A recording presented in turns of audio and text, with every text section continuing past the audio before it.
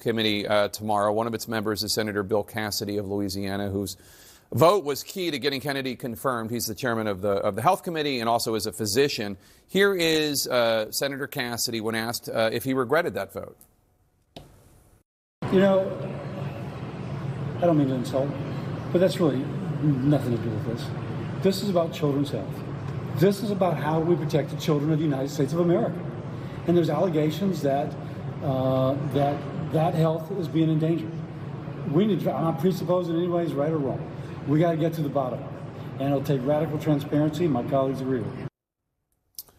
He's up for re-election, and he is between a rock and a hard place on a lot of these issues because his opposition to a lot of what Kennedy is doing is in stark contrast with his vote for Kennedy. Yeah, and I believe what he was referring to was the changes at that vaccine commission. And we haven't seen those names yet, so I'm going to reserve judgment. Look, there's two sort of ways I'm looking at RFK. First of all, he's a disruptor. So when we see that people, current and former employees, are speaking out against him, that's probably a win for him within the White House. I don't see Kennedy going anywhere. But more importantly, at the HHS, I think he has been right to highlight the horrid cycle of the food that we're eating, feeding chronic disease, which is impacting us at far larger numbers than ever, and then feeding us into the hands of Big Pharma. And Big Pharma's influence not only at the CDC, but other agencies, which he's written books about, he's had long criticisms about. But secondly, with the CDC, there is a trust issue, and I was quite compelled by RFK's op-ed. I thought some of the things he brought up, the numbers he brought up. He wrote an op-ed in the Wall Street Journal. In the Wall Street Journal, yes. To your point, about the COVID vaccine and how few actual medical professionals took it this time around, how few epidemiologists we have left at the CDC, the fact that there's been mission creep away from being the detectives of disease. I think those are really important questions, and asking the questions and seeking disruption, I think, are a net positive. You can't make an omelet without cracking some eggs. Asking the question is different, though, than revoking access at this point.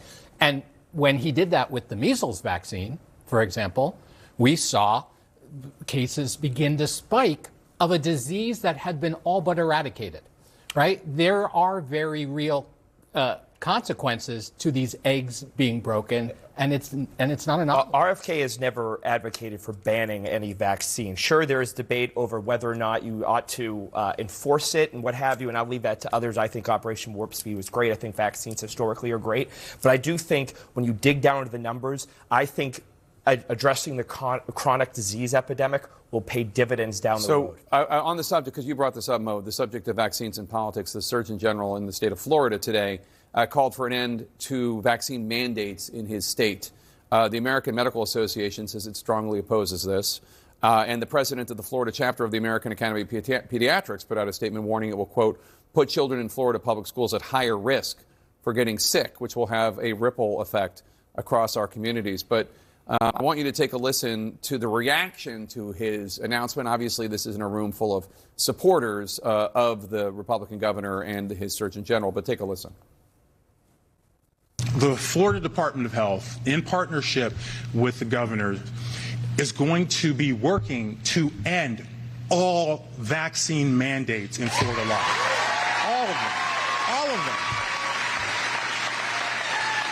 All of them. So, I mean, you got a standing ovation. Vaccine mandates protect sick kids that can't be vaccinated. I mean, if you are immunocompromised and you can't be vaccinated, herd immunity helps keep you well and alive. And yet in Florida, they're going to try to get rid of these vaccine mandates. So what do you think?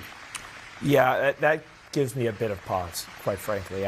As I just cited before, I think net positive vaccines. I think Operation Warp Speed was a tremendous success. You saw Pfizer's CEO say Donald Trump should win the Nobel Peace Prize for that effort. I think any changes to the vaccine table, and I think it should be looked at. And I think RFK has spoken quite eloquently about some of the hepatitis shots, some of the MMR shots at certain ages. So long as it's backed by science, I think I can get behind it.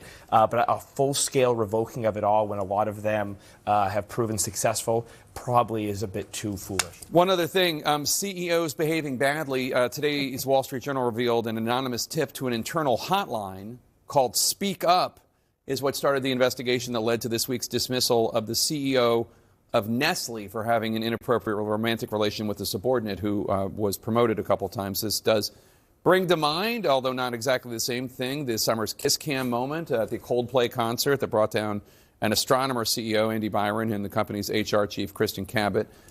Is there a lesson here? I mean, is the lesson that transparency, whether it's these internal hotlines or Coldplay kiss cams, is a good thing?